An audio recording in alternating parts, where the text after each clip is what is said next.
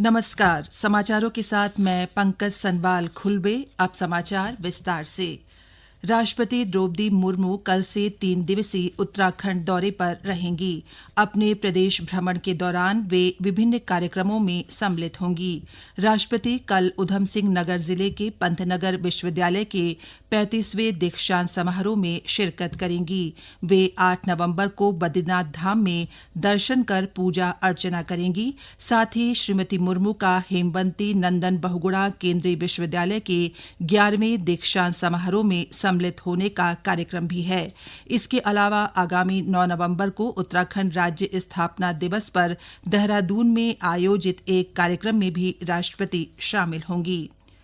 देहरादून में आयोजित होने वाले उत्तराखंड वैश्विक निवेशक सम्मेलन में उद्योग समूहों को आमंत्रित करने के उद्देश्य से मुख्यमंत्री पुष्कर सिंह धामी ने आज मुंबई में रोड शो किया। इस दौरान श्री धामी ने देश के प्रमुख उद्योग समूहों के साथ बैठक कर उत्तराखंड में निवेश की संभावनाओं पर चर्चा की। इस मौके पर मुख्यमंत्री ने कहा कि सरकार ने अगले 5 सालों में प्रदेश के सकल राज्य घरेलू उत्पाद को दोगुना करने का लक्ष्य रखा है। उन्होंने कहा कि सरकार द्वारा मजबूत नीतिगत ढांचे में निवेशक हितैषी नीतियां बनाने के लिए कई नई नीतियां बनाई गई हैं और विभिन्न नीतियों को सरल बनाया गया है। राज्य के अंदर कुछ सेक्टरों को फोकस किया है।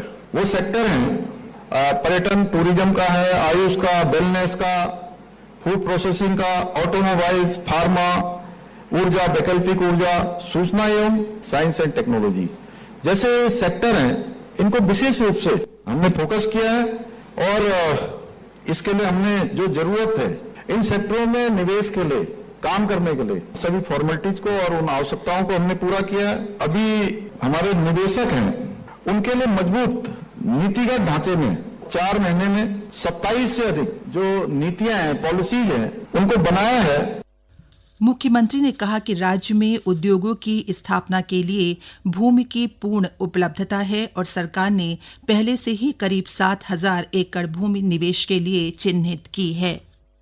तो बहुत लोगों को लगता है कि उत्तराखंड में जमीन नहीं होगी। उत्तराखंड तो एक हिल स्टेट है, लेकिन मैं आपको बताऊं कि 15,000 एकड़ लैंड पर ऑलरेडी पहले से इंडस्ट्री लगी हुई है वहां, और इससे कहीं ज्यादा अभी हमारे यहाँ संभावनाएं और 6-7 हजार एकड़ जमीन हमने ऑलरेडी वहां पर तैयार की हुई है। एक बड़ा लैंड बैंक हमने पहले से ही वहां बनाया हुआ है और साथ में जो हमने पॉलिसीज बनाई हैं, सारी पॉलिसीज आप सब लोगों के लिए जो सरल हो, आसानी हो, जिसमें काम करने में किसी प्रकार की कोई परेशानी न हो। प्रदेश के सभी विश्वविद्यालयों और महाविद्यालयों में कल छात्र संघ चुनाव के लिए मतदान होगा और कल ही मतगणना के बाद परिणाम घोषित कर दिए जाएंगे। चुनाव के दौरान सभी कॉलेज प्रशासन को चुनाव में लिंग 2 समिति की सिफारिशों का पालन करने के निर्देश दिए गए हैं। गौरतलब है कि प्रदेश में इस साल उच्च शिक्षा संस्थानों में प्रवेश प्रक्रिया देरी से होने के कारण छात्र संघ चुनाव में भी देरी से हो रहे हैं। गोवा में आयोजित राष्ट्रीय खेलों में उत्तराखंड का शानदार प्रदर्शन जारी है। प्रदेश की स्नेहा चौहान ने जूडो की 57 किलोग्राम भार वर्ग और सोनिया देवी ने कयाकिंग एंड कैनोइंग में रजत पदक हासिल किया है। उनकी इस उपलब्धि पर खेल मंत्री रेखा आर्या ने शुभकामनाएं दी हैं।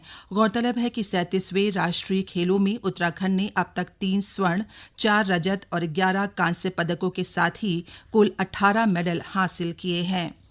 केंद्र सरकार ने आज से भारत आटा ब्रांड नाम से आटे की बिक्री शुरू की है। ये आटा केंद्रीय भंडार और मोबाइल वैन समेत देश भर में 2000 से अधिक दुकानों पर ₹27.5 में उपलब्ध होगा। इसका उद्देश्य बाजार में आटे की कीमतों को स्थिर करना और किसानों तथा उपभोक्ताओं को लाभ पहुंचाना है। ये समाचार आप आकाशवाणी के देहरादून केंद्र से सुन रहे हैं। राज्यपाल लेफ्टिनेंट जनरल गुरमीत सिंह सेवानिवृत्त ने विकसित भारत के लक्ष्य हासिल करने के लिए नई तकनीकों के साथ आगे बढ़ने की जरूरत पर जोर दिया है। उन्होंने कहा कि भारत को विश्व गुरु बनाने में तकनीकी की भूमिका महत्वपूर्ण होगी।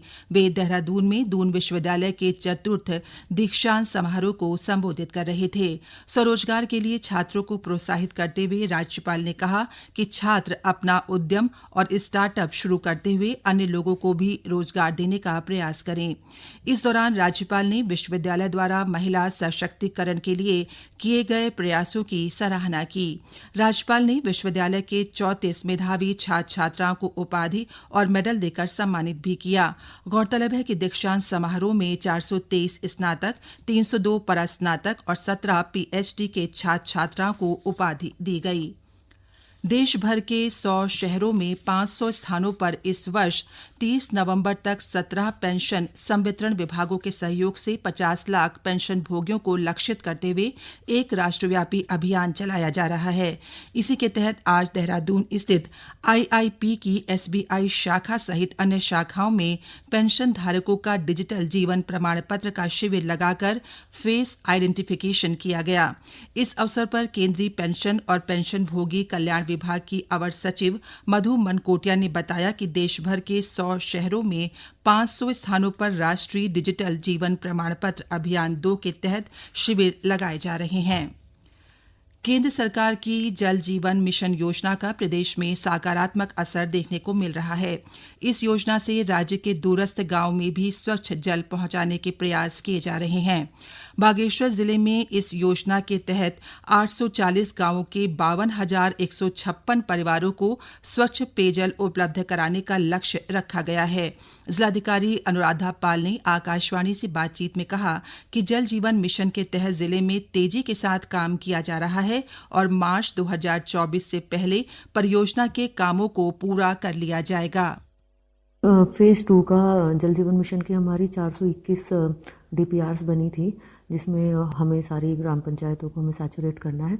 सभी में हमारा कार्य स्टार्ट हो गया है, कोई भी ऐसी योजना नहीं है जिसमें कार्य स्टार्ट नहीं हुआ है। 5 करोड़ से ज़्यादा की हमारी 6 योजनाएं हैं, जिनमें लगभग 50% से ज़्यादा प्रगति आ गई है। 2 करोड़ से 5 करोड़ की हमारी 3 योजनाएं हैं, उनमें भी हमारी प्रगति चल रही है। चूँकि टारगेट टाइम हमारा मार्च 2024 तक का है, तो मार्च 2024 के बाद कोई भी योजना आगे नहीं जाएगी। इसी उद्देश्य को लेते हुए, इसी लक्ष्य को लेते हुए हम लोग वॉर फुटिंग पर कार्य करा रहे हैं। गौरतलब है कि वर्तमान में बागेश्वर जिले में जल जीवन मिशन के तहत 46,106 परिवारों को नल उपलब्ध करा दिया गया है। जिले में 409 स्कूलों और 789 आंगनबाड़ी केंद्रों को भी पेयजल संयोजन से जोड़ दिया गया है। केंद्रीय आवासन और शहरी कार्य मंत्रालय के तत्वाधान में स्वच्छ भारत मिशन शहरी के दूसरे चरण में स्वच्छ दिवाली शुभ दिवाली अभियान आज से शुरू हो गया है। 12 नवंबर तक चलने वाले इस अभियान का उद्देश्य स्वच्छ भारत की यात्रा और पर्यावरण के लिए जीवन शैली के सिद्धांतों के साथ दिवाली के सांस्कृतिक महत्व को उजागर करना है। मुख्यमंत्री पुष्कर सिंह धामी ने आज मुंबई स्थित नेशनल स्टॉक एक्सचेंज की गतिविधियों का अवलोकन किया। इस दौरान मुख्यमंत्री ने नेशनल स्टॉक एक्सचेंज के अधिकारियों को उत्तराखंड वैश्विक निवेशक सम्मेलन में हिस्सा लेने के लिए आमंत्रित किया।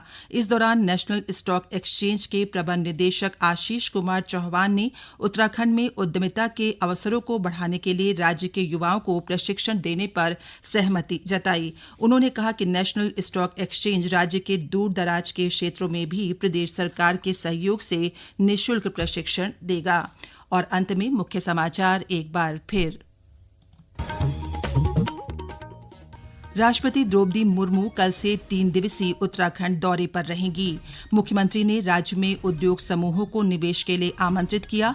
कहा, अगले 5 सालों में प्रदेश सरकार ने सकल राज्य घरेलू उत्पाद को दोगुना करने का लक्ष्य रखा है। राज्यपाल ने विकसित भारत के लक्ष्य हासिल करने के लिए नई तकनीकों के साथ आगे बढ़ने की जरूरत पर जोर दिया। और देश भर में केंद्रीय पेंशन भोगियों के लिए राष्ट्रीय डिजिटल जीवन प्रमाण पत्र शिविर आयोजित किए जा रहे हैं। इसके साथ ही प्रादेशिक समाचार का ये बुलेटिन समाप्त हुआ। नमस्कार।